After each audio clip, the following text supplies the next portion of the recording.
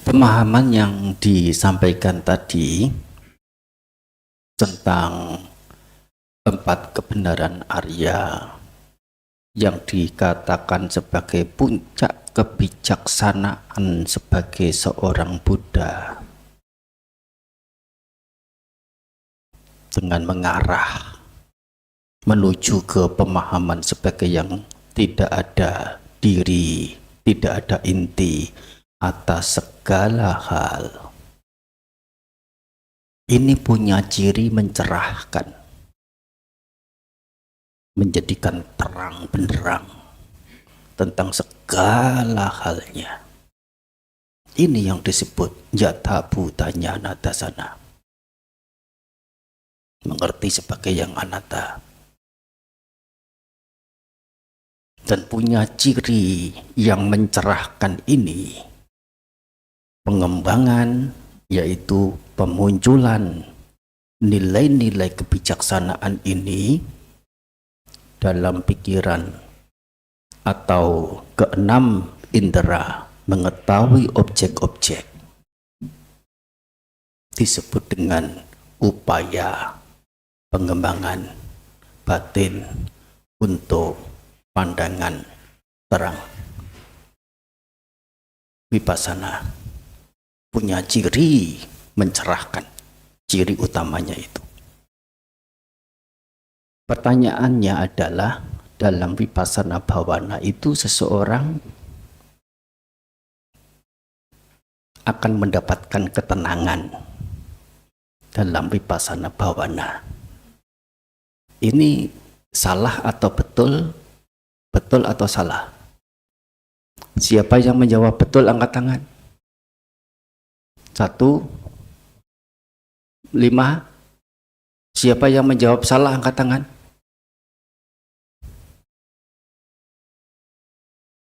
Yang lainnya seperti biasa.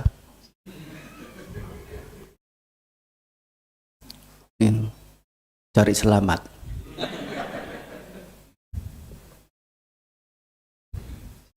Dan sebetulnya kurang begitu positif. Mesti menunjukkan diri. Itu adalah latihan kepribadian juga. Salah tidak apa-apa. Wajar. Siapa yang sudah jelas angkat tangan? Coba salah satu menjelaskan. Kalau menurut saya bukan ketenangan tapi pandangan terang. Oh, pertanyaannya.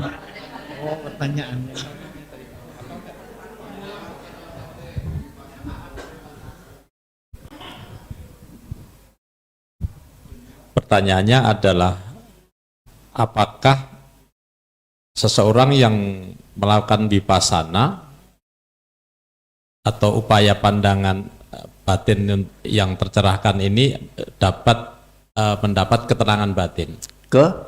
Ketenangan batin. Ketenangan. Ya, ketenangan ya. Ya. Ya, betul atau salah? Atau salah? Salah. Ada alasan mengatakan salah? Angkat tangan. Tapi tidak usah. Nanti terlalu pecah. Dan buang waktu banyak untuk 2 jam ke depan ini. Supaya lebih ringkas ya. Jika dengan kebenaran palsu saja mampu membuat tenang dalam arti redam pengotor batinnya, ini menggunakan kebenaran universal, kebenaran hakiki,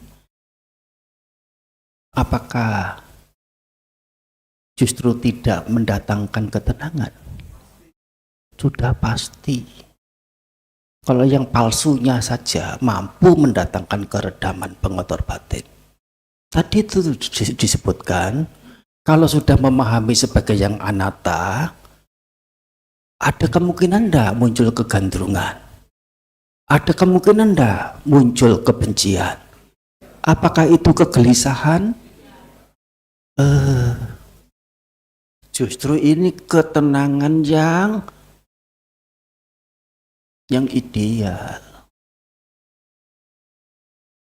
hanya karena cirinya itu adalah ciri yang mencerahkan dan untuk membedakan dari sekadar untuk asal tenang meskipun menggunakan sesuatu yang palsu, kebenaran palsu, kebenaran persepakatan itu disebut istilah vipassana bhavana yang mencerahkan.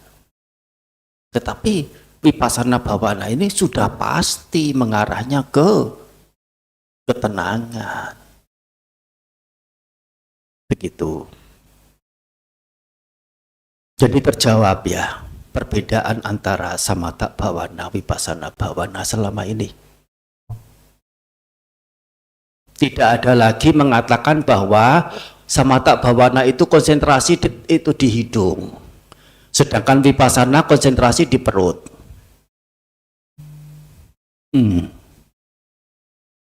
Ya, terlalu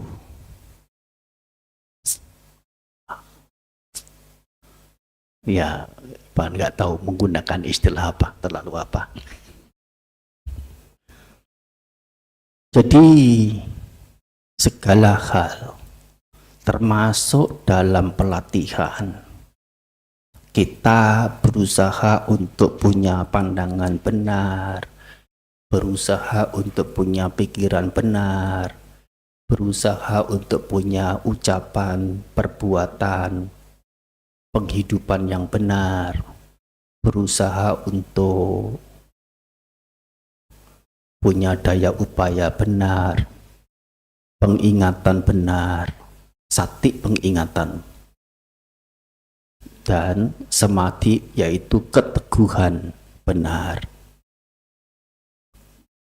Baik semasih berupaya tetapi belum mencapainya, saat sedang mencapainya, telah mencapainya, semua fenomena keberadaan itu saat belum mencapai jalan meskipun sedang berusaha, dan ketika sudah berada dalam salah satu atau beberapa di antara 8 itu, mesti dimengerti keberadaan itu sebagai yang anatta,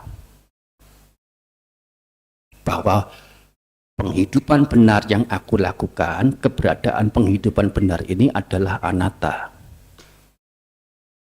Sama sati, pengingatan benar, berada dalam pengingatan benar, keberadaan dalam pengingatan benar ini adalah anatta. Dan di sini saya tegaskan lagi bahwa mengerti sebagai yang anatta hanya satu di antara 3. 3 itu apa? Panya, sati, wirya. Baru 1 saja. Mengerti sebagai yang anatta. Dalam proses pengembangan batin masih diperlukan 2 yang lain, yaitu keberadaan sati, pengingatan, dan satu lagi adalah wirya, yaitu diawali dengan punya kegemaran atau canda. Candang candeti wayamati wiryang arabati cittang pakan hati pada hati. Itu dalam bahasa Palinya. Anupananang aku salanang temanang pahanaya candang candeti wayamati wiryang arabati cittang pakan hati pada hati. Punya kegemaran, punya daya upaya, punya dorongan, punya keteguhan dalam memberantas, dalam mencegah hal buruk yang belum muncul. Ini esensi dari wirya. Berhasil dan tidaknya sebuah pelatihan tergantung dalam wiryanya ini, yaitu penyikapan kita saat setelah menggunakan kebijaksanaan lewat sati pengingatan. Hanya 2 itu saja, meditasi menjadi kering. menjadi dogmatis, menjadi retorika, menjadi fanatisme. Wipasana 3 hari, 5 hari, mengerti anicca, ya anicca, anicca, anicca. Tapi pulang-pulang ya kering. Artinya kering itu tidak basah. Yaitu basah oleh pemahaman-pemahaman yang bisa dirasakan. Dampak secara mental, secara psikisnya bagaimana tidak jelas. Betul apa benar?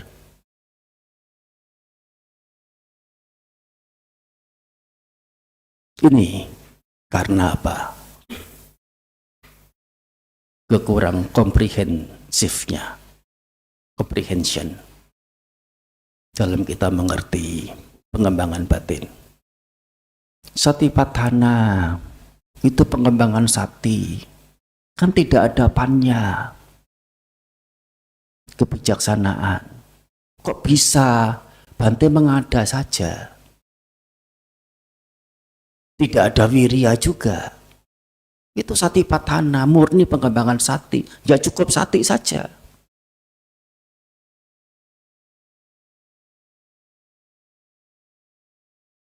Coba kalau kita baca di satipatthana. Kaye kaya nupasi viharati. Seorang biku berdiam, menelisik atau menelusur atau merunut tubuh dalam tubuh. Atapi sampajano setima. Atapi punya daya upaya membakar. Nama lain dari wirya.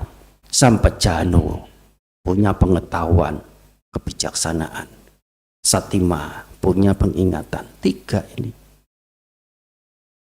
Wineya loke abijado manasang. Menghancurkan, meluluhkan abija, nafsu ragawi, domanasa, kebencian.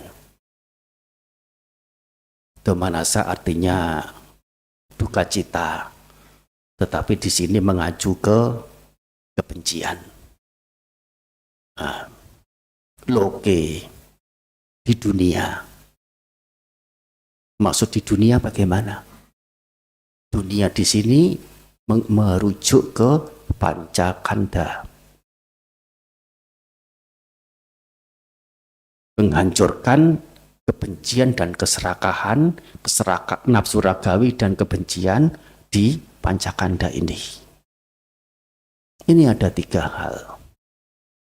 Bukan melulu sati. Di Bojangga 7. Bojangga 7. Yang pertama apa? Sati. Sati artinya apa? Sati artinya apa? Pengingatan. Atau pengingat juga boleh. Ingatan juga boleh. Tergantung konteksnya. Yang kedua apa? Dhamma Wijaya. Dhamma Wijaya artinya apa? Siapa yang menerjemahkan lain selain penyelidikan dhamma, angkat tangan. Penyelidikan beralasan.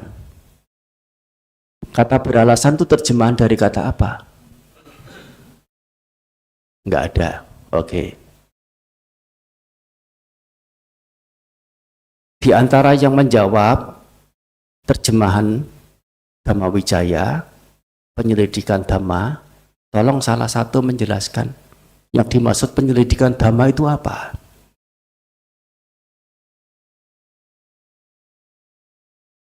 Yang dimaksud penyelidikan dhamma adalah dengan waspada dan pengertian benar dengan bijaksana melihat apa adanya yang diperhatikan oleh Sati tadi, itu mengingat, mengetahui bahwa ini semuanya perubahan.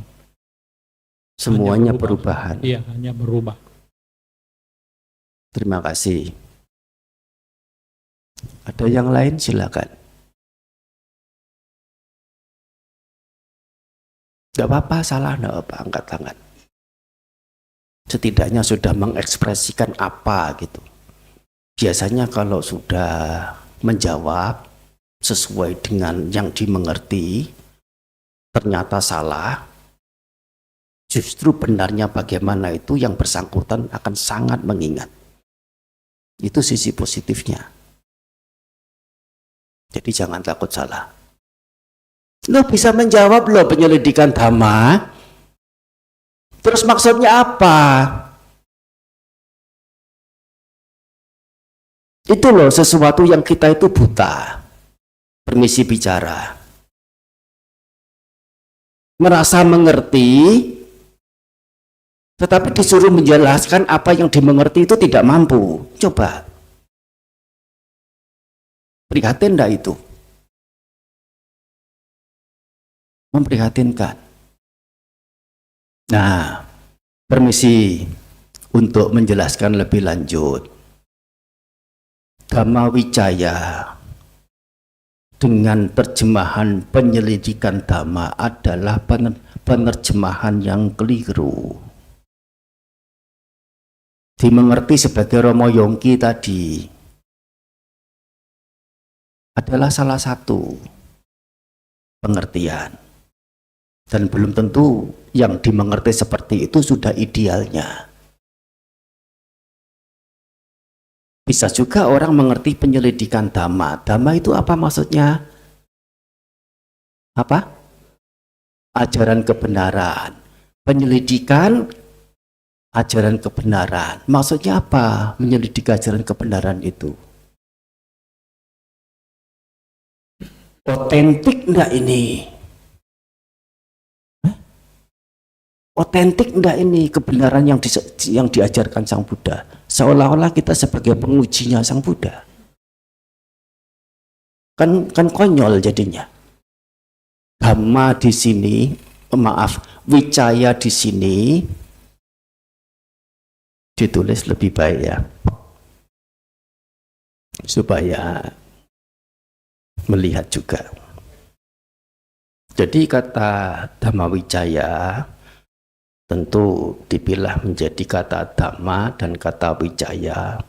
Kita membahas permanaan kata wicaya dari kata wi yang artinya beda, artinya lain, artinya spesifik. Caya artinya mengumpulkan. Jadi kalau digabungkan, kata wicaya ini artinya justru adalah pemilahan atau pengkategorian.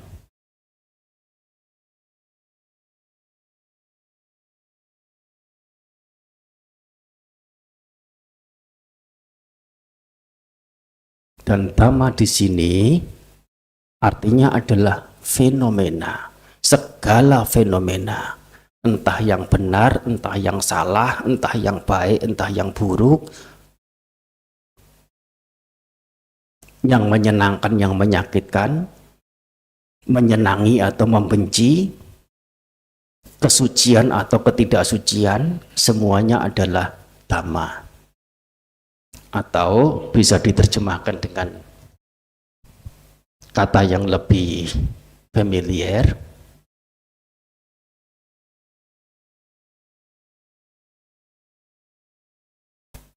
perihal-perihal. Dhamma wicaya artinya adalah pemilahan perihal-perihal. Maksudnya apa? Pemilahan perihal-perihal, bahwa perihal sesuatu tertentu itu tergolong sebagai dukkha, dukkha samudaya, dukkha nirodha, ataukah dukkha nirodha gamini patipada. Ini namanya Dhammawicaya. Dan setelah memilah-milah sebagai dukkha, dukkha samudaya, dukkha nirodha gamini patipada, sesuatu yang terpilah menjadi salah satu di antara empat itu mesti juga dimengerti sebagai yang anatta. Ini vipassana. Berikutnya adalah apa? Setelah sati, Dhammawicaya, yang ketiga apa? Wirya. Apa itu wirya? Kegemaran, semangat, pemunculan semangat, daya upaya, pendorongan, pengukuhan, sandang jeneti, wayamati wiryang arabati citang bagan hati pada hati. Bahasa Palinya di buku Parita Suci ada, jadi bisa dibaca di sana terjemahannya. Tahu enggak kalau itu ada di buku Parita Suci? Dan ternyata bojjhanga itu berisikan lengkap tiga-tiganya, dan mesti ada. Bagaimana kemudian proses pengembangan batin cita bhavana tidak perlu menghadirkan panya kebijaksanaan, setidaknya yang logia panya. Jadi asal perhatian, fokus, konsentrasi pada nafas masuk, nafas keluar.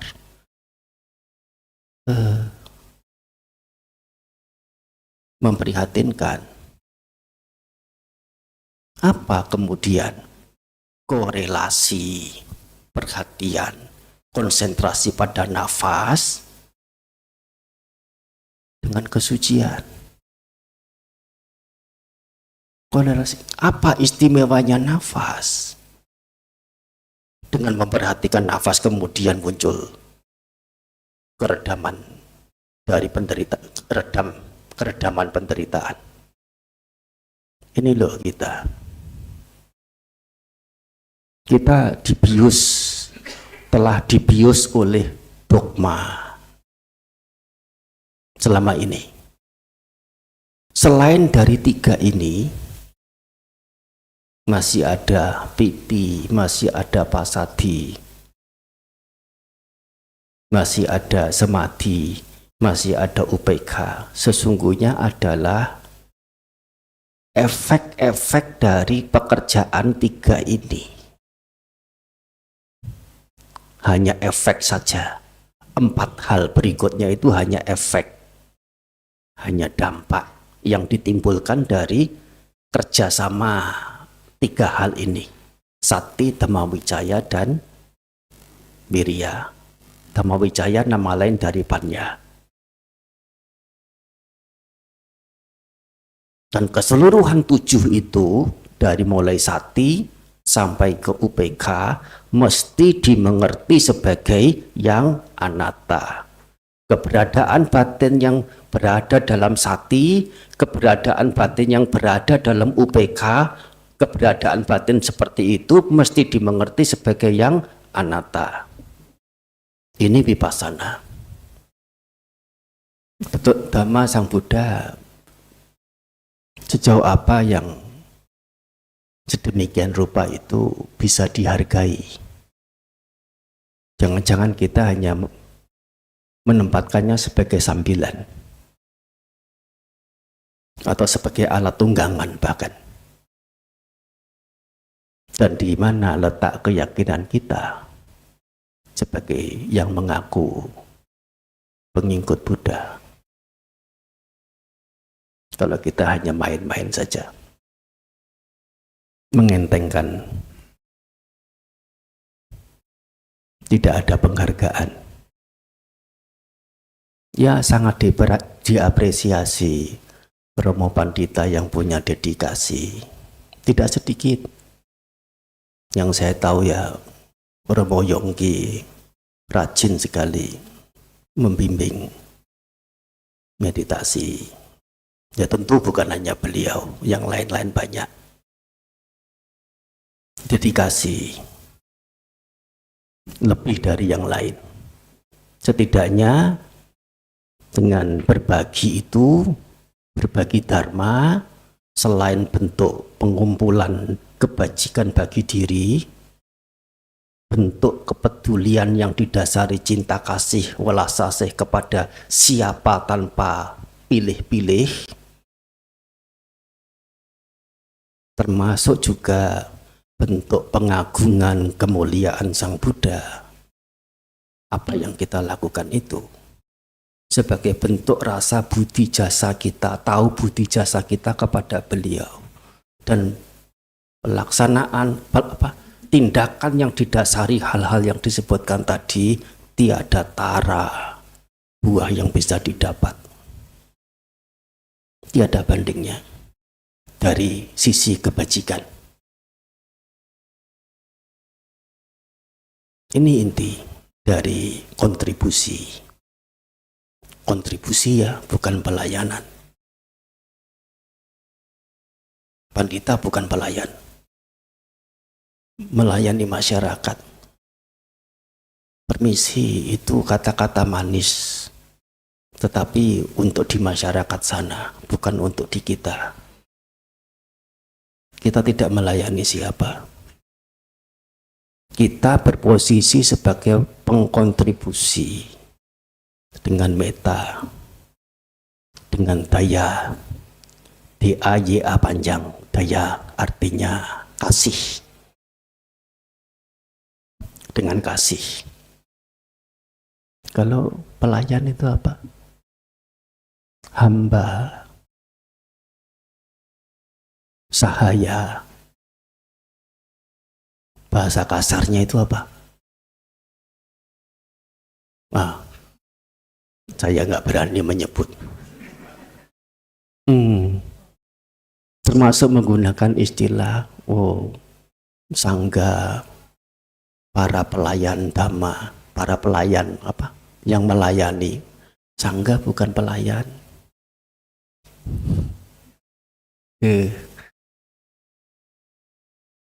Di kita tidak ada pelayan. Yang ada adalah meta, kontribusi.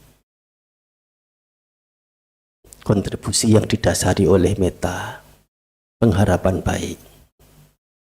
Dan itu apa? Jiwa seorang kontributor berapa lebarnya dibandingkan jiwa pelayan? Bagaimana? Kontributor apa? Tidak berkontribusi, tidak paten. Tahu ya, tidak paten. Tidak ada masalah apa-apa. Tapi kalau mau berkontribusi itu adalah keagungan. Itu adalah bentuk welas kasih sebagaimana Sang Begawan lakukan. Kita meniru beliau berkontribusi. Dan mereka yang punya kontribusi dengan welas asih, keagungan akan menyertai batinnya siang dan malam. Agung artinya apa?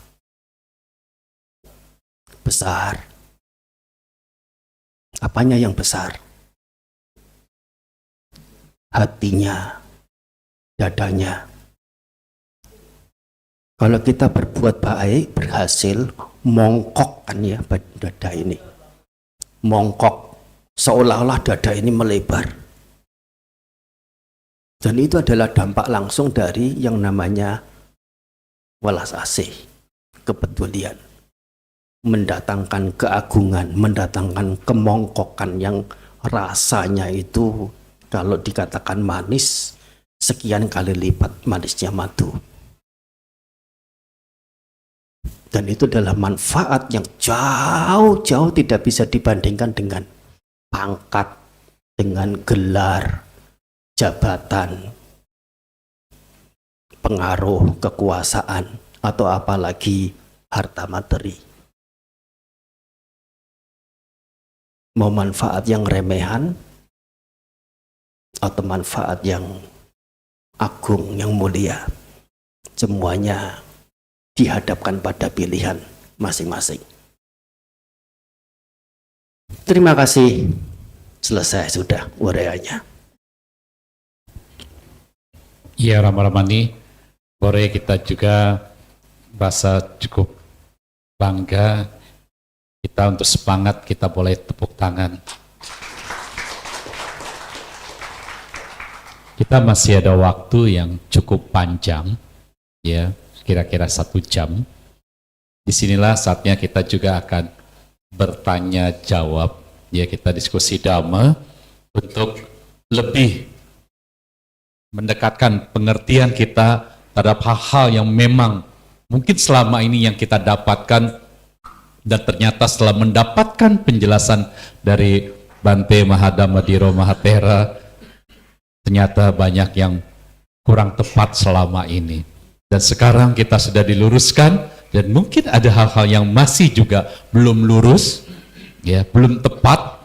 Saatnya bagi kita untuk bertanya agar kita bisa lurus, pandangan kita benar. Silakan Rama Aksyadi.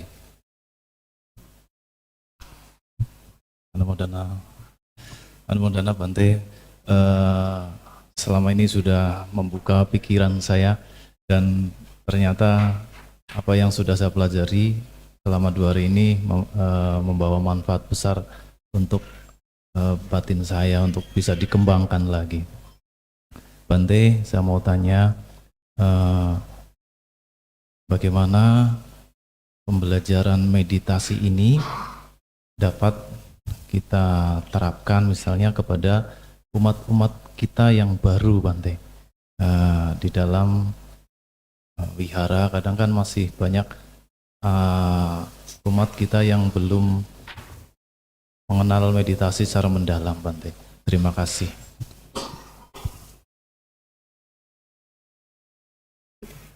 Retret. Kata retret itu cocok tidak ya untuk dipakai? Retret itu artinya retret itu loh, retret. Retret itu mundur. Atret sama. Atret, retret itu artinya mundur. Tapi oke lah. Itu memang sudah dimengerti. Retret itu ya, retret meditasi ya artinya kita berada di satu suasana, situasi khusus untuk pelatihan. Adalah salah satu. Hanya saja dalam retret itu perlu pembimbing atau pengarah yang memang mendasarkan pada pustaka suci, bukan konsep persepsi pribadi atau siapa yang lain. Tidak dikatakan ini meditasi metodenya Bhikkhu Dhammadhiro. Karena apa? Ini yang ada di Tipitaka, artinya apa? Ini adalah yang Sang Buddha ajarkan. Ini adalah metode Sang Buddha. Dikatakan metodenya Bhikkhu Dhammadhiro kalau Bhikkhu Dhammadhiro mengajarkan lain dari Tipitaka. Dan kalau Bhikkhu Dhammadhiro mengajarkan lain dari Tipitaka, jangan mengatasnamakan bahwa ini adalah meditasi Buddhis. Dan kalau Dhammadhiro itu bhikkhu dalam agama Buddha, dalam arti menggunakan praktik pemikiran Sang Buddha mestinya, kemudian dia menjelaskan lain dari ajaran Buddha, pantas enggak? Itu. Jadi bagaimana kita betul-betul bukan fanatik Tipitaka, bukan. Tetapi adalah secara logikanya memang harus mendasarkan pada itu. Siapa saja, baik yang junior maupun senior sekalipun, sudah mentang-mentang senior, apalagi punya jabatan tinggi, aku maunya begini dan yang lain harus ikut begini.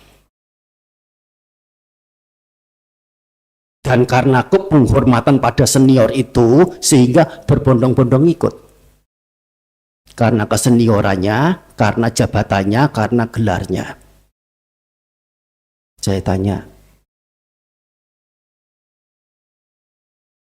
lebih besar mana mestinya kita memberikan penghormatan? Kepada senior itu atau kepada Sang Buddha? Kita telah mengorbankan Sang Buddha. Mengorbankan keyakinan kita kepada Sang Buddha, memindahkannya kepada sosok biku siapa juga tidak tahu. Atau kalau bukan biku, ya siapalah sosoknya itu. Kan konyol. Jadi dalam retreat itu intinya adalah apa? Mencocokkan pemahaman ke Tipitaka. Untuk latihan meditasinya dengan duduk atau berjalan atau apa, ya bolehlah sebagai tambahan atau selingan. Tapi apa utamanya? Pencocokan pemahaman. Itu inti dari retreat. Saya pernah satu ketika diminta, bukan mau saya,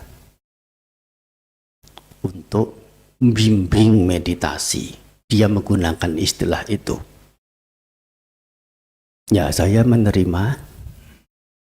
Kemudian setelah saya masuk ke dalam ruangan, saya memberikan pengantar dasar-dasar meditasi.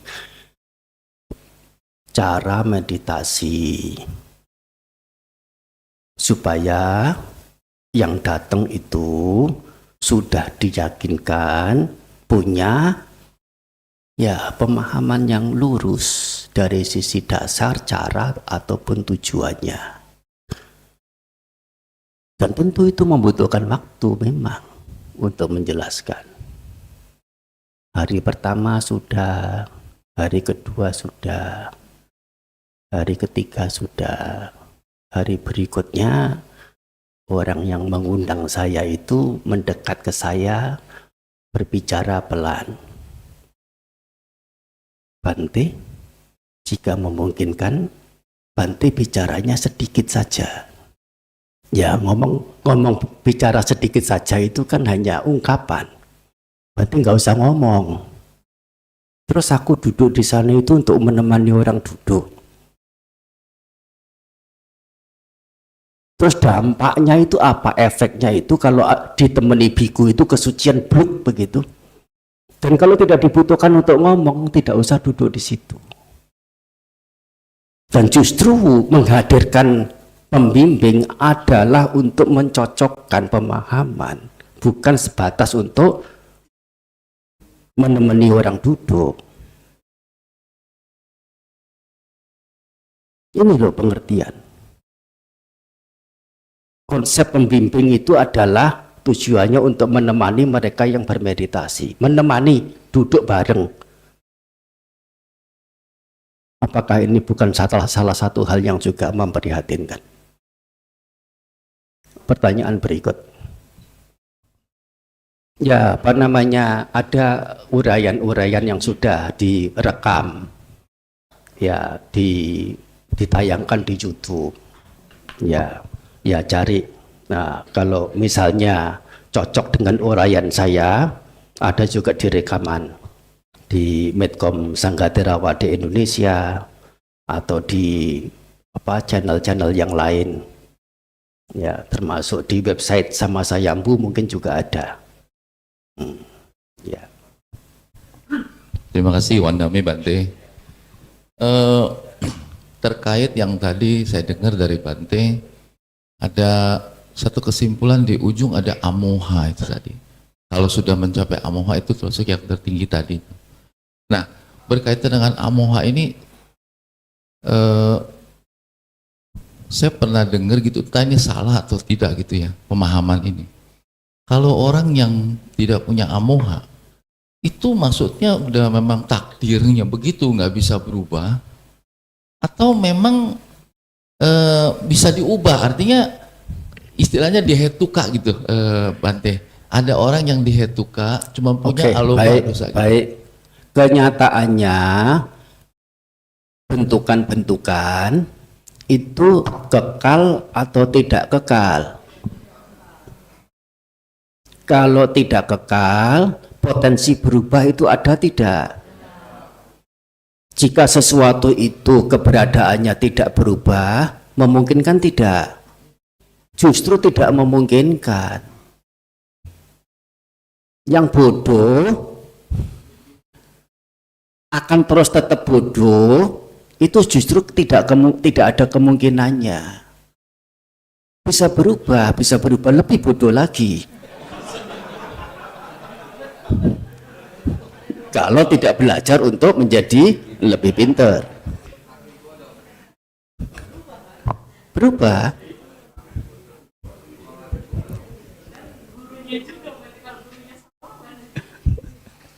Ini kita sedang berbicara tentang perubahan. Artinya yang bodoh itu tidak ada kesempatan untuk pintar atau bagaimana? Kan pertanyaannya begitu. Kita mengenal anicca tidak? Selesai sudah menjawab kan? Ya, jadi pemahaman seperti itu kita nggak bisa pegang gitu ya, bahwa dia orang lihat duka tuh nggak mungkin, mau 2 tahun pun nggak mungkin, gitu tuh. Ada satu pemahaman kayak begitu di lapangan. Iya, itu kan hanya masalah waktu. Oh, iya. Iya toh. Untuk mencapai sama Sang Buddha dalam 7 kelahiran ini, kamu nggak mungkin. Iya toh? Sama Sang Buddha berapa? Mulai dari apa? Tekad sebagai bodhisattva. Nah, coba. Semuanya ada ukuran-ukurannya sendiri-sendiri dari kualitas masing-masing yang sudah ada. Baik ya? Oke. Yang kedua begini, Bante. Boleh ya? Saya sebenarnya mau tanyanya pada saat ini, kebetulan tentang Yuga Nada itu yang kemarin dijelasin, Bante. Apabila orang sudah waktu samatha itu, cita bawana, ketika sudah mencapai apa yang disebut 5 niwarana itu bukan meredam ya, bukan terendap ya, tapi tersingkir gitu, itu kan sudah mencapai tingkat yang kita sebut upacara samadhi lah begitu istilahnya. Itu selanjutnya itu memang tetap maksudnya hening begitu, atau tetap bisa dipikirkan tentang nilai-nilai luhur itu gitu. Baik. Oke, sudah cukup sudah. Pertanyaan yang sangat bagus. Bagaimana situasi orang yang sedang masuk jana? Apakah tetap seperti itu? Atau harus berbuat apa selanjutnya? Begitu bukan?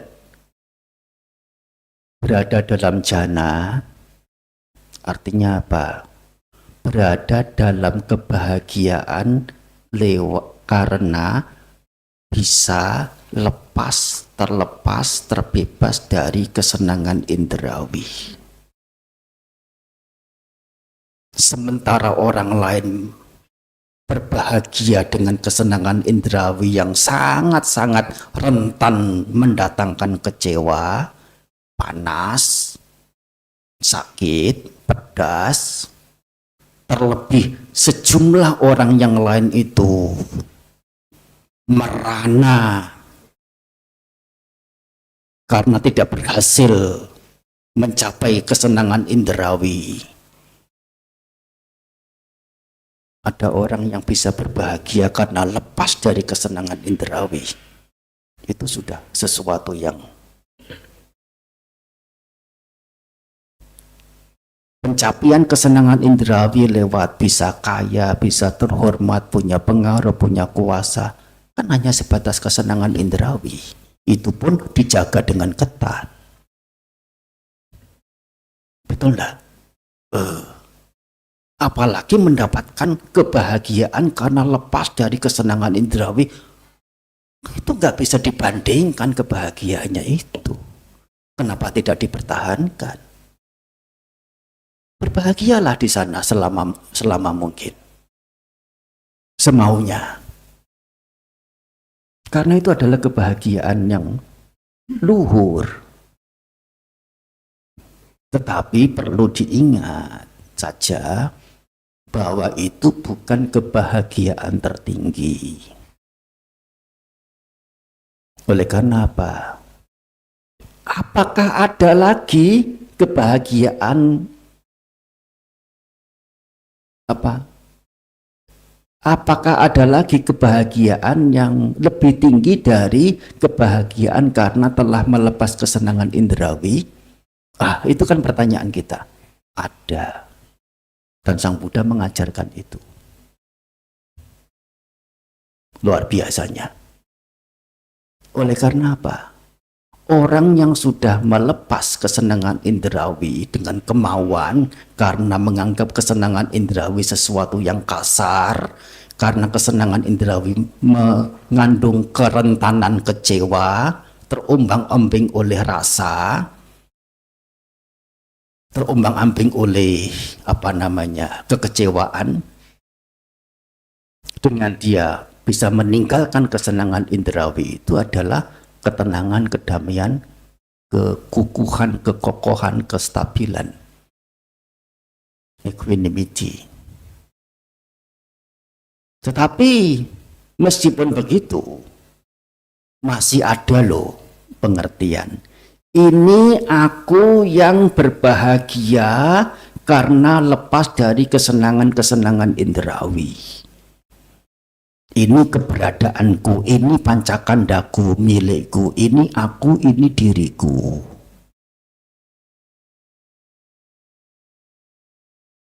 Masih ada penderitaan yang muncul dari anggapan ini milikku, ini aku, ini diriku. Sehingga jika mau berlatih lebih lanjut, ketika berada dalam keberadaan jana, dalam arti keberadaan lepas dari hal-hal buruk, akusala dhamma atau pancaniwarana, mendapatkan piti, mendapatkan suka. Apa yang harus kita kerjakan dengan suka ini adalah mengerti suka yang muncul dari lepas dari kesenangan indrawi ini sebagai sesuatu yang ada cacat.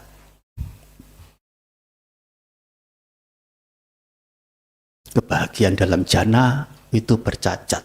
Itu adalah permainan wedana. Muncul padam, muncul padam. Wedana punya ciri panas. Betul tidak? Wedana punya ciri membara. Betul tidak? Caku sampas saja wedana atita kena atita raga kina dosa kina moha kina atita jatiya jara maranena soka paritewa. Ada di mana itu? Atita pariyaya sutta. Wedana adalah membara oleh raga, dosa, moha, membara oleh kelahiran, kematian, kesedihan, ratap tangis, derita jasmani, derita batin, kekecewaan, dan lain-lain. Berpisah dari yang dicinta, mendapat apa yang tidak disukai. Singkatnya, kemelekatan yang bersebab pada kemelekatan yang disebabkan oleh keberadaan pancakanda ini adalah dukkha. Dan ini yang mengantar kita pada satu penyimpulan tentang apa tadi? Tentang apa tadi?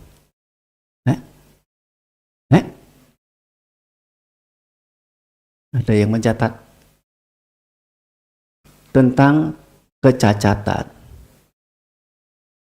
Ini loh keberadaan wedana punya cacat. mengerti wedana sebagai yang cacat. Dan karena punya cacat seperti itu, hal yang punya cacat itu menyenangkan atau tidak menyenangkan? Kalau tidak menyenangkan, cenderung untuk menyenangi atau tidak? Kalau tidak menyenangi, cenderung untuk mengingini atau tidak? Tidak menyenangi, tidak mengingini wedana. Dan akibatnya apa? Nafsu ragawi terhadap wedana, kebencian terhadap wedana juga luluh, juga hancur. Jadi wedana nupassana bagaimana dimulai?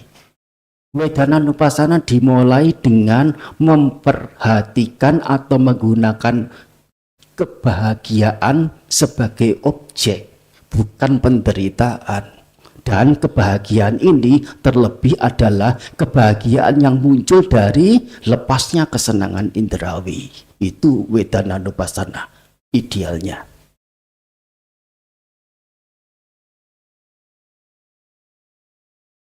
Sementara ini, gunakan wedana nupassana. Kalau meditasi, sakit lutut, sakit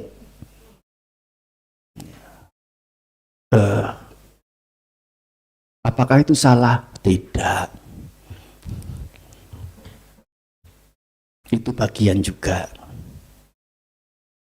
Tetapi yang dibahas di Tipitaka justru adalah ini tadi.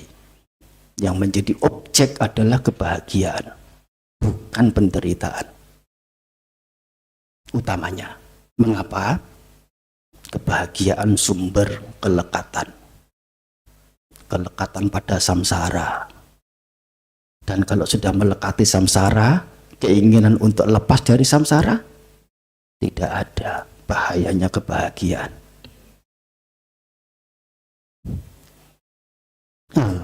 Itu core-nya. Apa? Intinya dari wedana nupassana.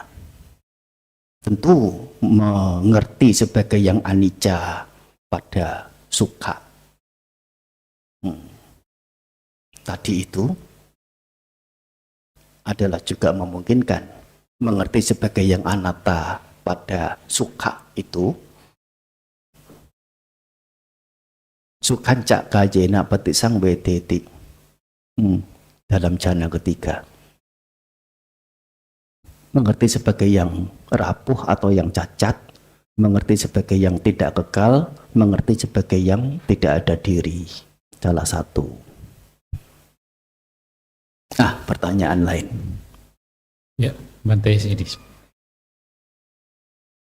Pandemi Bante, mohon izin bertanya Bante. Kalau kita sering melakukan meditasi, ada pemimpin misalnya meditasi kita lanjutkan, itu mohon pencerahannya Bante. Bagaimana itu Bante? Terima kasih. Ya, itu kan hanya untuk antisipasi supaya tidak mirip dengan upacara bendera. Meditasi dimulai. Ya dah?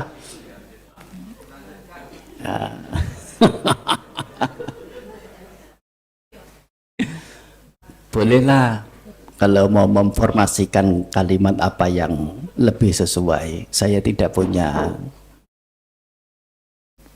usulan kalimat apa yang lanjutin.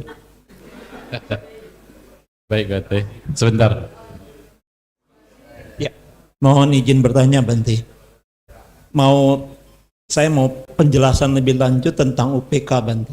UPK di jana keempat dengan UPK Brahma Wihara dengan UPK di Sata Bojjhanga, apakah ada perbedaan kualitasnya? Ya, kalau UPK di Brahma Wihara artinya adalah tidak menyenangi atau membenci siapa saja. Mereka yang baik tidak menyenangi, mereka yang buruk tidak membenci. Itu UPK dalam Brahma Wihara. mereka yang bahagia tidak turut bersuka cita, terhadap mereka yang menderita tidak terenyuh, tidak prihatin, tidak ikut merasa sakit, merasa ya prihatin. Itu UPK dalam Brahma Vihara. Sedangkan UPK dalam jana, nama lain dari keberadaan tidak berpihak atau keberadaan terpusat atau keberadaan di tengah, yang istilah keberadaan di tengah itu agak sulit untuk dimengerti, meskipun itu adalah terjemahan yang paling tepat di antara tadi ketidakberpihakan, keterpusatan, tatra majata, majak madya, tatra di sana, tatra madhyata dalam bahasa Sanskerta, madya artinya tengah. Dan di UPK di Bujangga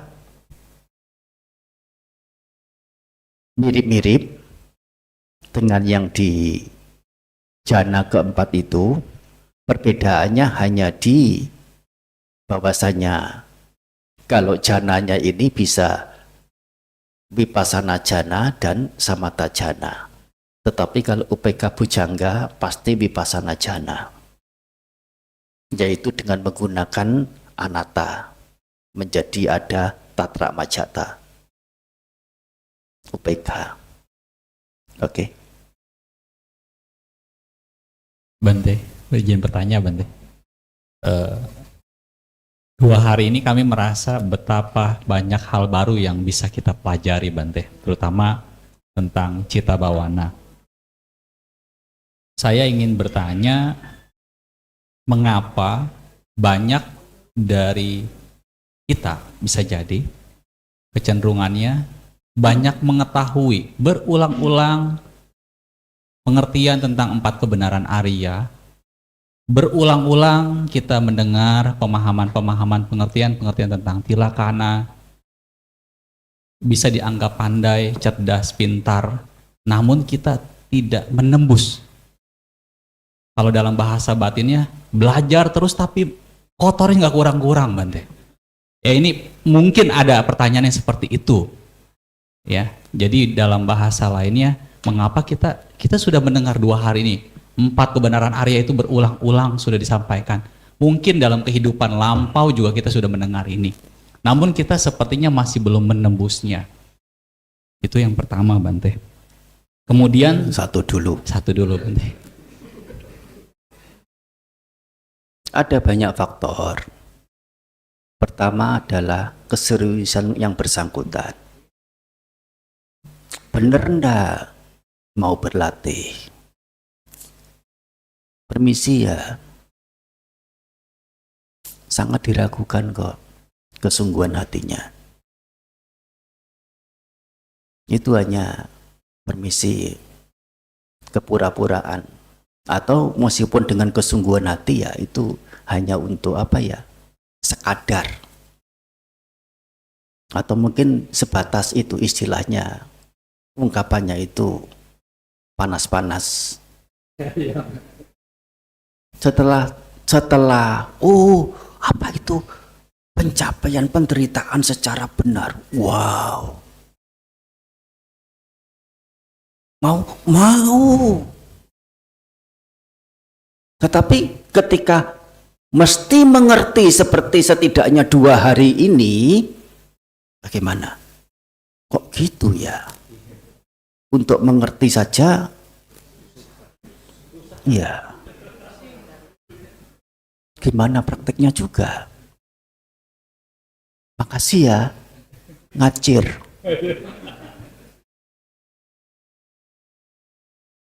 Betul apa benar?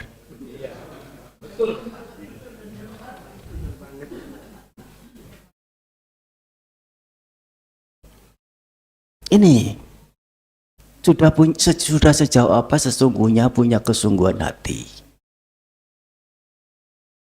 Konsekuen komitmen pada diri. Nggak usah susah-susah pencapaian nibbana. Belajar apa begitu ya. Setelah tahu itu rumit susah. Ya. Kalau untuk selesai itu 1 tahun, baru 3 bulan begitu sudah tinggal berapa persen yang belajar. Ya. Satu lagi adalah urusan pemahaman yang masih keliru. Mengerti keliru. Ya itu memang sangat banyak faktor. Oleh karena apa? Salah satunya kita mengerti Dhamma itu dari bahasa terjemahan. Dan cilakanya terjemahan yang ketiga. Terjemahan yang kedua setidaknya. Kita tidak menerjemahkan dari bahasa Pali langsung. Sudah seakurat apa terjemahan ke bahasa yang pertama itu? Belum terjemahan ke bahasa kedua, sudah sejauh apa? Punya kedekatan. Bias itu berapa persen? Cilakanya, yang membaca, ada kalimat salah atau benar tidak tahu. Dan menganggap yang dibaca itu sudah benar. Menganggap sudah benar, dia berusaha mengerti apa yang dikatakan, dituliskan itu, tapi kemudian begitu, diminta untuk menjelaskan, tidak bisa. Karena apa? Hanya merasa tahu. Banyak sekali kalau kita mau menguak begitu ya. Segala kondisi batin dipelopori oleh pikiran. Kondisi itu apa? Keberadaan yang kita mengerti semua. Ya toh? Kondisi batin. Kondisi batin dan batin itu sama atau berbeda? Yaitu batin dan keberadaan batin sesuatu yang sama atau yang berbeda? Batin dan keberadaan batin. Komputer dan keberadaan komputer. Sama enggak? Bedanya di mana? Satu itu materi, yang satu keberadaannya. Tapi keberadaan itu mengacu ke mana? Ke komputer itu juga kan?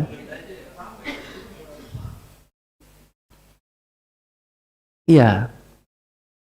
Secara komprehensifnya bagaimana? Komputer dan keberadaan komputer. Aman dan keberadaan aman.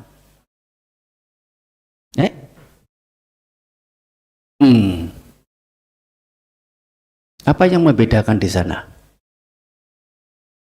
Jangan mengandai sendiri untuk cari-cari perbedaannya. Harus ada keilmuannya untuk menjelaskan perbedaan itu antara keberadaan batin dan batin. Ini tidak berbeda. Sedangkan batin dengan pikiran beda atau sama?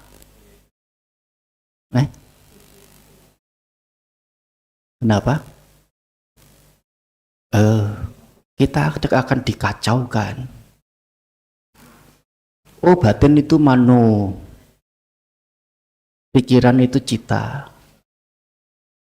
Dan di Tipitaka dikatakan bahwa kesemuanya ada 11, cita, winyana, mano, manindriya, hadaya, apalagi beberapa yang lain. Semuanya punya makna yang sama. Jadi kalau batin sama dengan pikiran, dan batin dan kondisi pikiran adalah sesuatu yang sama, Permaknaan dari kalimat segala kondisi batin dipelopori oleh pikiran itu maksudnya apa? Dan ini akan menjadi benar apabila ditambahi sedikit saja. Segala kondisi batiniah, bukan kondisi batin. Batin itu noun, kata benda. Batiniah itu adjektif, kata sifat. Hal-hal yang berkaitan dengan batin namanya batiniah. Dan itu bukan batinnya sendiri. Hal-hal yang berkaitan dengan batin itu apa? Kebijaksanaan. Apakah kebijaksanaan sama dengan batin? Keserakahan batiniah. Karena apa? Berkaitan dengan batin. Apakah keserakahan sama dengan batin? Tidak. Jadi yang dimaksud adalah keberadaan batiniah itu, cetasika itu. Kalau keberadaan batin bagaimana? Ya batinnya itu sendiri. Dan itu didn't make sense.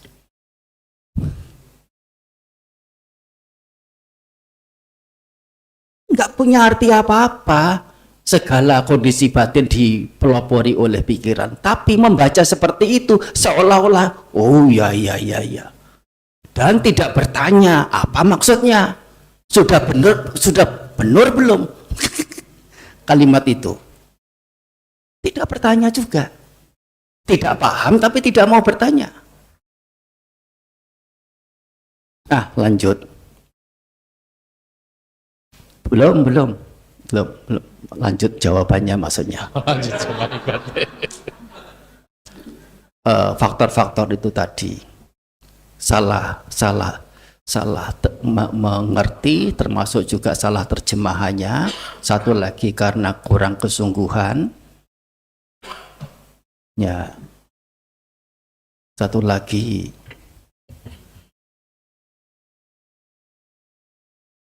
lupa saya. Tadi sudah muncul 3. Satu lagi. Yaitu apa? Kita baru punya permodalan 1 atau paling banyak 2. Modal kita itu apa?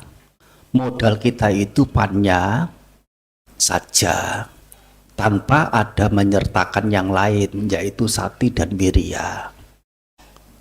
Atau modal kita itu hanya sati saja, tanpa menyertakan pannya kebijaksanaan dan wirya. Atau kalau tidak begitu, punya dua-duanya, pannya dan sati, tetapi tidak diikuti oleh wirya. Itu membuat apa yang kita mengerti, apa yang kita latih, kapan ya berasa ini loh hasilnya, karena wirya ini. Oke, lanjut pertanyaan berikut. Nambah satu lagi ini Bante. Ya, saya gabungkan Bante ya. Di akhir Bante tadi menyampaikan ada sebuah pertanyaan yang saya merasa belum terjawab. Apakah ada korelasi antara napas masuk dengan kesucian? Itu ya. Barangkali teman-teman juga ada yang menangkap atau ada yang belum merasa menangkap jawaban sesungguhnya esensi. Apakah ada hubungannya nafas ini dengan kesucian?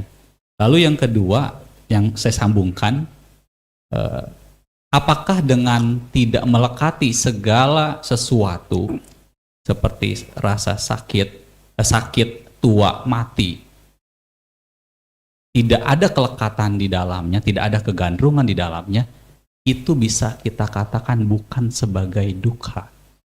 Terima kasih Bante.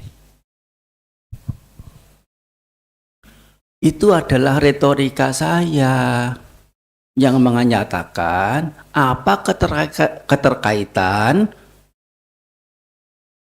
perhatian atau pengingatan, penyadaran pada napas masuk keluar dengan kesucian. Itu retorika saya. Artinya apa? Nggak ada keterkaitannya apa-apa. Tanpa menyertakan kebijaksanaan dan semangat. Satinya sudah ada, perhatian pada nafas, itu sati. Tapi tanpa penyertaan kebijaksanaan sebagai yang kotor, sebagai yang tidak ada diri, sebagai yang tidak kekal, sebagai yang rapuh atau cacat. Salah satunya. Sudah ada dua itu tanpa ada wirya, kegemaran, upaya untuk memberantas hal buruk, memunculkan hal bajik, nilai-nilai luhur juga gagal juga. Gitu. Sabbe dhamma nalang abhiniwe saya. Sabbe dhamma, segala perihal nalang tidak patut abhiniwe saya untuk dilekati. Dan lewat kebijaksanaan Arya Saja, Arya Panya dalam memperoleh keberadaan tidak melekat pada segala fenomena, sehingga tidak muncul iritasi, tidak muncul apapun yang lain. Itu adalah bentuk keredaman, dan selesai sampai di situ.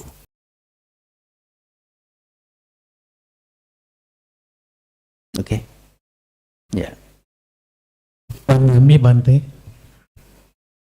selama 2 hari ini kita mendapat informasi yang berbeda dengan pengalaman selama ini dalam hal pengetahuan tentang meditasi Bante.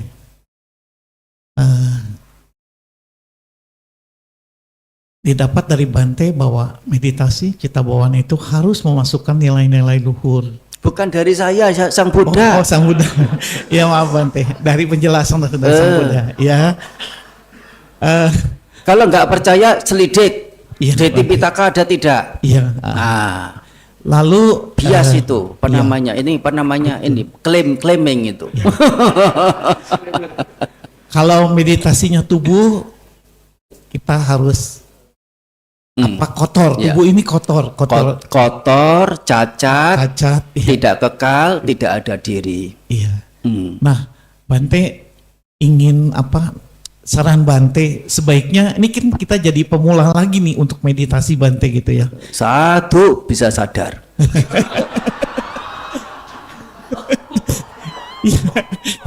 Nah, saran Bante sebaiknya kita memulai dari mana ya? Samatha Bhawana atau kita ke Vipassana Bhawana? Karena kalau objeknya tubuh kan Vipassana Bhawana Bante. Yang penting adalah kita sudah punya pemahaman yang benar atas kedua hal itu. Mau pilih yang mana?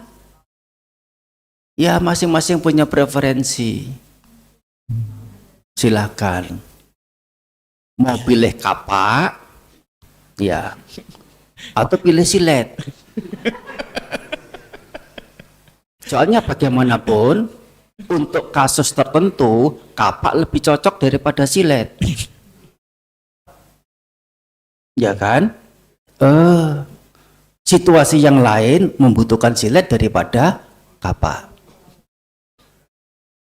Pandai-pandailah untuk introspek atau melihat ke dalam diri situasinya bagaimana.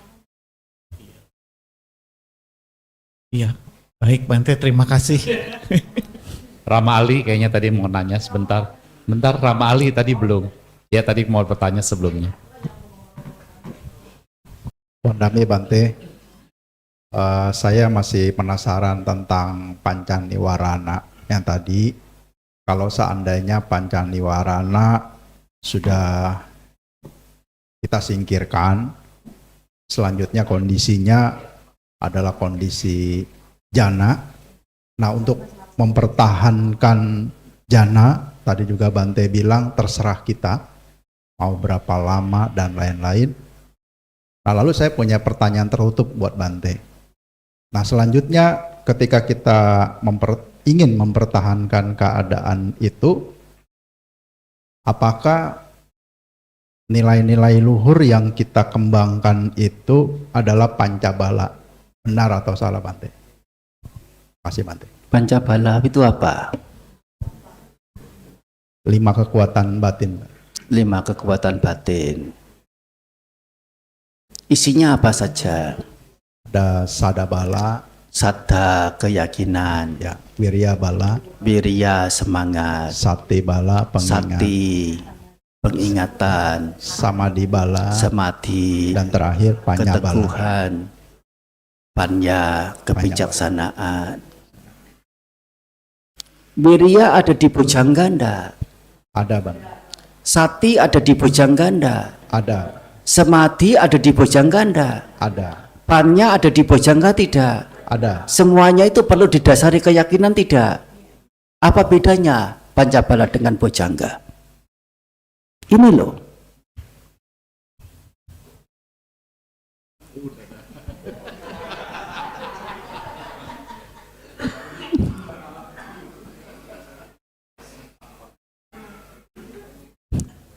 Ya. Bagaimana itu dalam Bojangga 7? Ada Panya enggak? Panya maksudnya apa?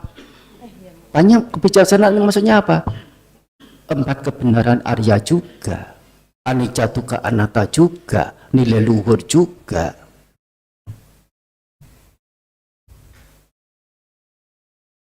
Lanjut. Wandami Bante, izin bertanya. Tadi menyambung dari Romo Chandra dan juga yang lain ya. Setelah kita sadar nih, selama 2 hari tersadarkan. Pertanyaan saya kepikiran Bante. Saya kepikiran dengan anak-anak nih. Kebetulan saya di sekolah minggu, di sekolah SD gitu ya Bante ya. Ada juga untuk menyampaikan ini tentang meditasi. Dari kemarin saya diskusi dengan Romo Suhendri juga, bagaimana ya Romo ya? Saya bingung ini. Nah, mohon pencerahan dari Bante nih, mungkin ada solusi nih buat saya biar nggak terbingung-bingung begitu Bante. Terima kasih. Ya, jadi mengingat bahwa permaknaan meditasi tidak lain adalah citta bhavana. Apa itu citta bhavana? Upaya untuk menumbuhkan dan mengembangkan nilai-nilai luhur ke dalam batin sendiri. Nilai luhur itu apa saja? Coba dirinci di Manggala Sutta. Enggak kurang-kurang. Di Karaniya Metta Sutta.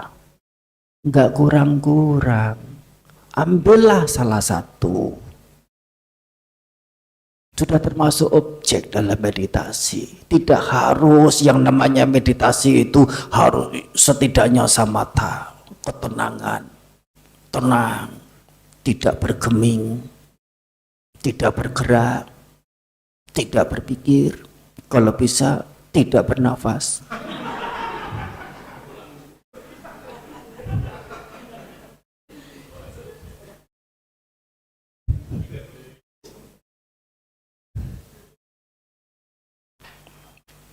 Ambillah salah satu. Itu semua nilai luhur yang patut ditanamkan. Tidak usah berpikir tentang samatha bhavana, vipassana bhavana. Terlalu mendalam, terlalu tinggi, nggak ngerti. Yang dewasa saja juga MM-an untuk mengerti. Tahu nggak MM-an? Mati-matian.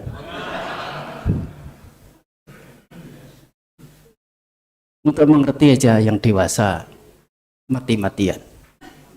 Apalagi untuk anak-anak, apalagi untuk mereka di luaran sana. Cukup apa yang ada itu loh, kok iya Bante. Yang di Manggala Sutta itu ada apa saja? Kata nyu, dana, apalagi atak sama panihita, soraca, kanti, apalagi santuti, banyak sekali. Dana, apa dana? Dana adalah menyisihkan apa yang diri miliki kepada pihak lain, diberikan kepada pihak lain. Ini kerugian atau manfaat bagiku. Manfaat. Tapi mengerti manfaat ini bagaimana? Jangan mengerti secara dogma juga.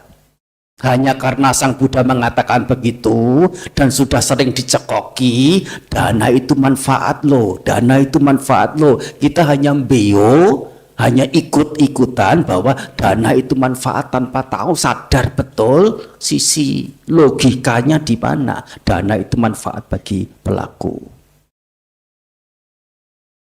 Ada contohnya, contoh nalarnya bisa diberikan. Jika dana itu adalah manfaat, sudah seberapa banyak sih saya telah melakukan dana ini? Dan akan seperlu apa berikutnya saya melakukannya? Ini sudah diberitahukan sejak awal sesi kemarin, kalau masih ingat. Ya, sudah. Diulang lagi sampai tertanam kuat bahwa aku mengerti tentang dana dan mengerti sebagai yang bermanfaat dan punya greget, punya antusias untuk melakukan. Namanya apa? Punya nilai luhur yang sudah tertanam, yang sudah terkembangkan ke dalam batin, sudah bawita yang sudah punya pengembangan batin.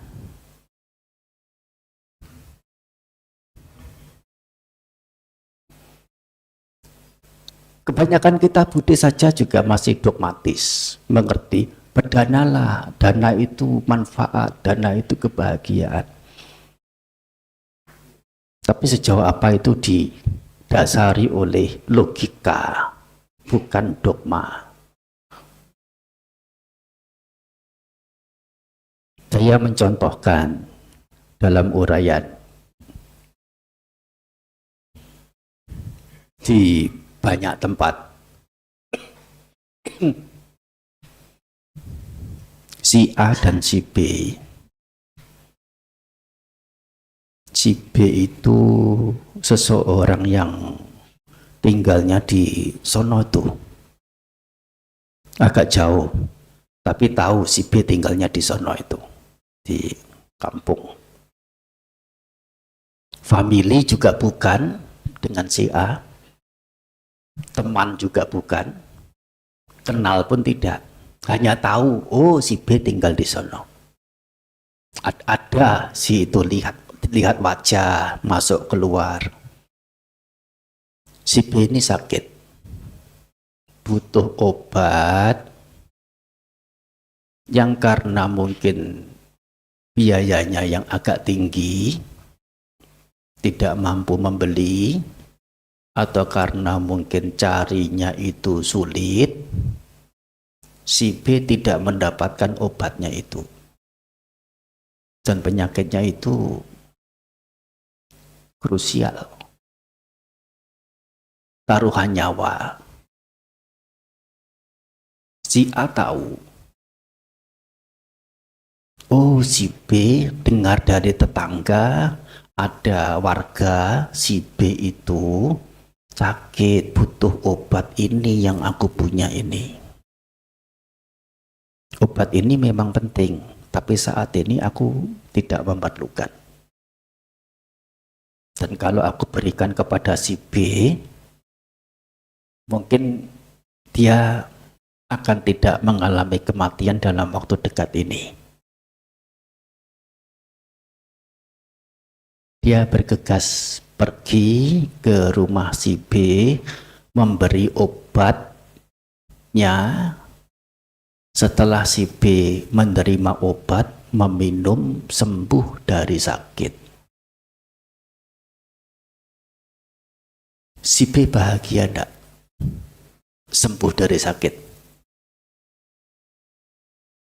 Si A yang tahu B sembuh dari sakit karena obat yang dia berikan, bahagia atau kecewa?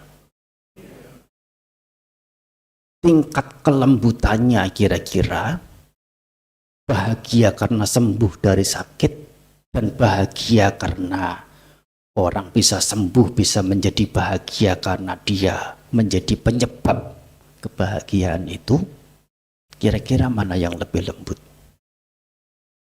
B atau A?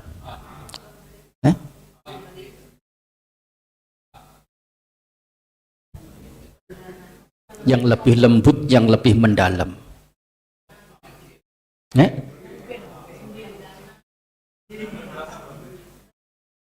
Si pemberi si A. Orang-orang mendengar berita, oh si B sembuh dari sakit. Oh ya, itu si A yang memberikan obatnya. Oh ya. Kalau mereka yang mengetahui berita itu, si B sembuh dari sakit, kalau akan memuji, mereka akan memuji B hanya karena telah sembuh dari sakit atau memuji si A. Sesungguhnya pujian dari seseorang itu sulit atau mudah? Mudah kalau sekadar basa-basi.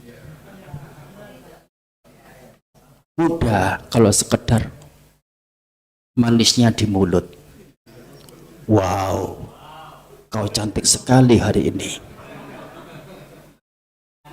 Dalam hati, aduh, kamu nggak ngetren banget deh.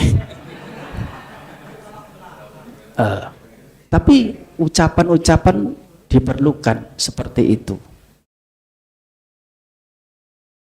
Tapi kalau misalnya dipuji begitu, jangan bahagia, tapi semestinya ada, jangan senang, tapi mestinya marah. Apalagi suami yang memuji begitu. Bukan. Maksudmu apa? Kemarin aku nggak cantik.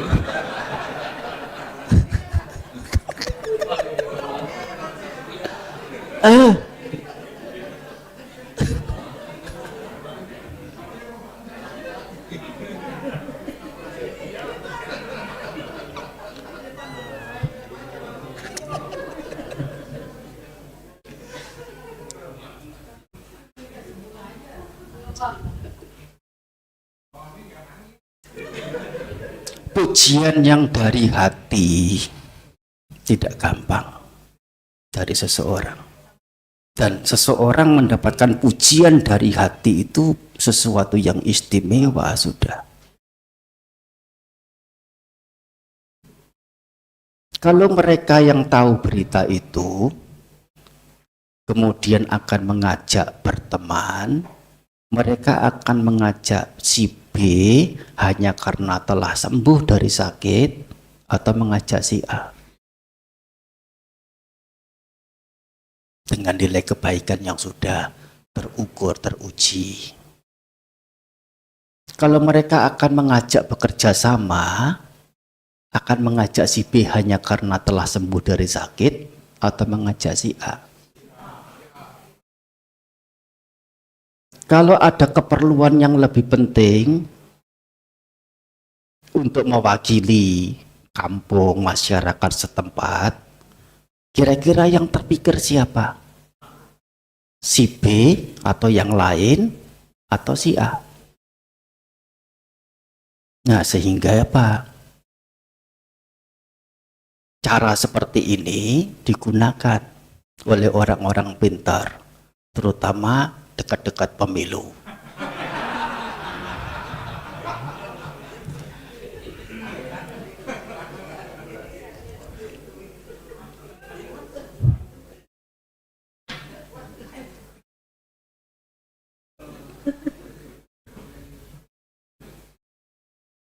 Kalau si A di satu ketika mendapati musibah atau kesulitan dan memungkinkan si B itu menolong, membantu, memberi, kira-kira B punya kecenderungan untuk memberi tidak? Membantu tidak? Termasuk orang-orang yang mengetahui, oh si A itu punya hati mulia, murah hati, terlebih masih ada rendah hati, tutur kata manis, sopan, dan sebagainya. Mengetahui si A sedang mengalami kesulitan, mereka punya kecenderungan untuk menambahi menjadi lebih sulit, mengabaikan, menelantarkan begitu saja, atau punya dorongan hati untuk membantu. Mereka-mereka yang si A tidak kenal datang membantu, itu dalam pemahaman si A, ini kok bisa ya, ini jelmaan dewa, dewa penolong datang. Aku nggak kenal mereka. Ini oleh orang keturunan Chinese punya bahasanya itu ya, Kuijin. Itu mereka-mereka yang tidak kenal, kita yang tidak mengenal, si A yang tidak mengenal mereka-mereka. Itu dewa penolong. Semua itu manfaat-manfaat yang lebih didapat oleh siapa? Si penerima dana atau si pemberi dana? Si B mendapatkan sembuh dari sakit, selesai, bahagia sembuh dari sakit. Si A selain menumbuhkan bahagia karena membuat orang sembuh, masih juga mendapatkan manfaat sejumlah yang mungkin jauh sekian kali lipat, baik secara batiniah maupun lahiriah. Inilah dana dan manfaatnya. Dan ini kita jelaskan kepada mereka, apa dana? Dana ini kerugian atau manfaat. Sudah sejauh apa saya telah melakukannya? Seperlu apa aku melakukan lebih banyak lagi? Diulang lagi, diulang lagi, diulang lagi. Proses pengulangan ini adalah pengembangan. Apa yang dikembangkan? Kemurahan hati, yaitu nilai luhur. Dikembangkan di mana? Tidak di museum, tidak di perpustakaan, tapi di dalam batin. Dan bukan batin siapa yang lain, tapi batin sendiri. Nah, pertanyaan berikut. Ya, terima kasih Wandami Bante. Izin bertanya. Ini mirip-mirip dengan yang Ramani Bodhi tanyakan. Kalau tadi Ramani Bodhi untuk bagaimana mengajarkan pada anak didik.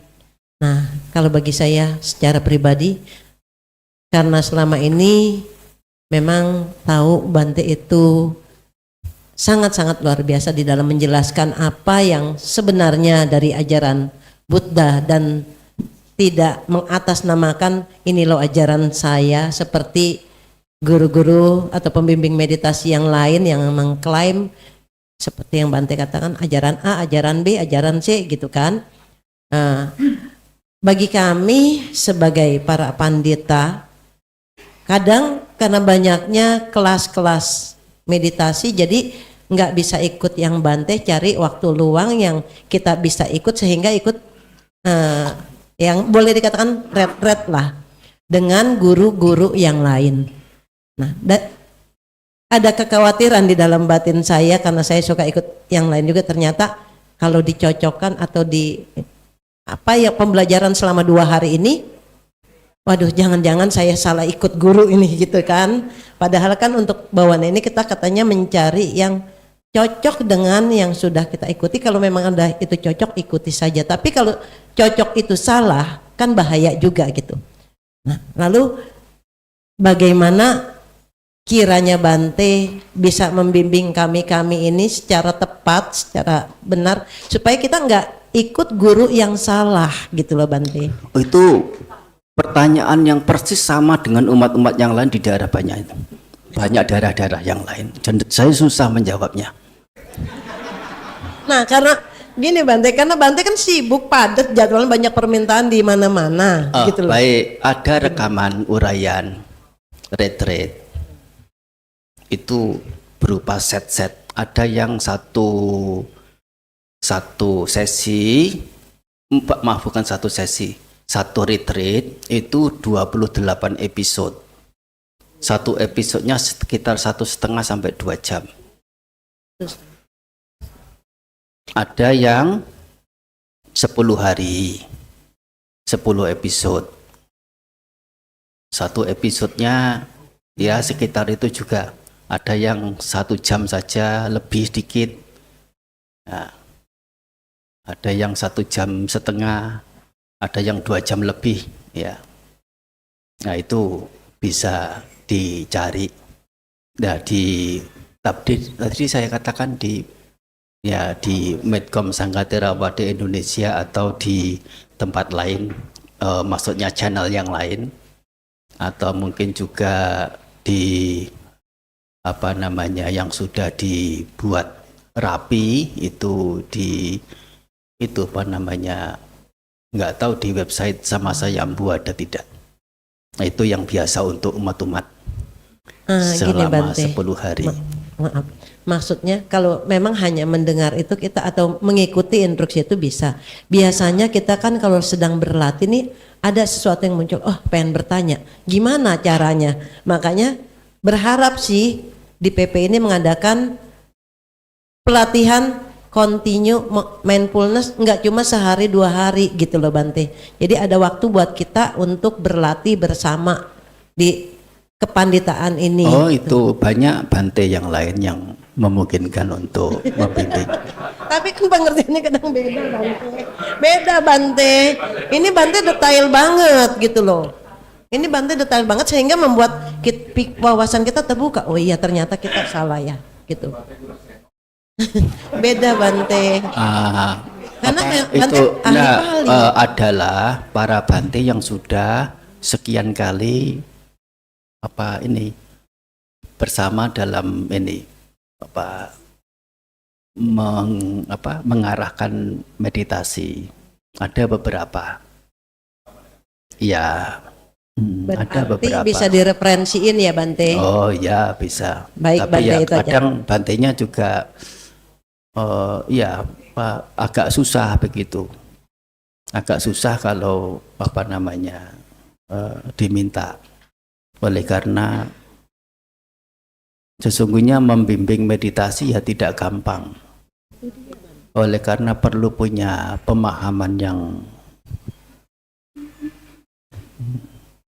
kalau orangnya tidak cukup confident, percaya diri. Ya, untuk selama ini ya ada saja yang membimbing, membina ala kadarnya, sedapatnya. Toh juga memang ada yang membutuhkan. Memberinya juga sebisanya. Apa mau dikata sudah. Kemuna matati loko. Artinya semua makhluk bergulir sesuai perbuatan masing-masing.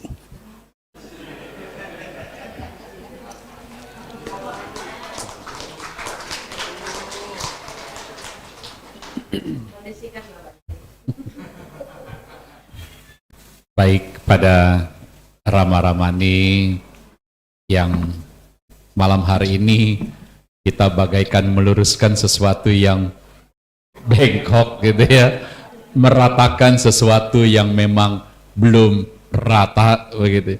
Dan 2 hari mendapatkan pembelajaran dari Bante Mahadama Diro Mahatera betul-betul membuat sesuatu ya mengarah kepada sesuatu yang lurus dan rata sesuai dengan apa yang diajarkan oleh guru Buddha kita. Ini yang luar biasa yang kita rasakan, dan saya yakin memang masih ada keinginan-keinginan untuk bertanya. Tapi karena waktu juga memang kita sudah tentukan pukul 8. Ya, semoga ini juga sudah cukup mendasari kita untuk memiliki pandangan yang benar. Untuk sebagai penghargaan kepada Bante Mahadamadiro Mahatera, panitia akan menyampaikan plakat atau piagam penghargaan dan langsung akan diserahkan oleh Ketua Umum Pengurus Pusat Magabudi. Kepada Rama Pandita Dharmanadi Chandra, disilakan. Ya, kita beri tepuk tangan.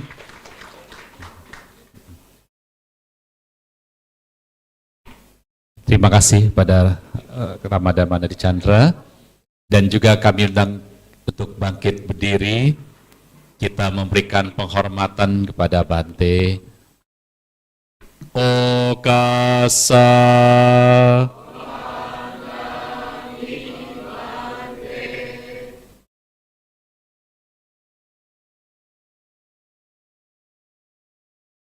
Posisi masih tetap berdiri. Bante akan meninggalkan ruang kursus upgrading. Ya, baik, Bante nanti akan dirapikan. Terima kasih, Bante.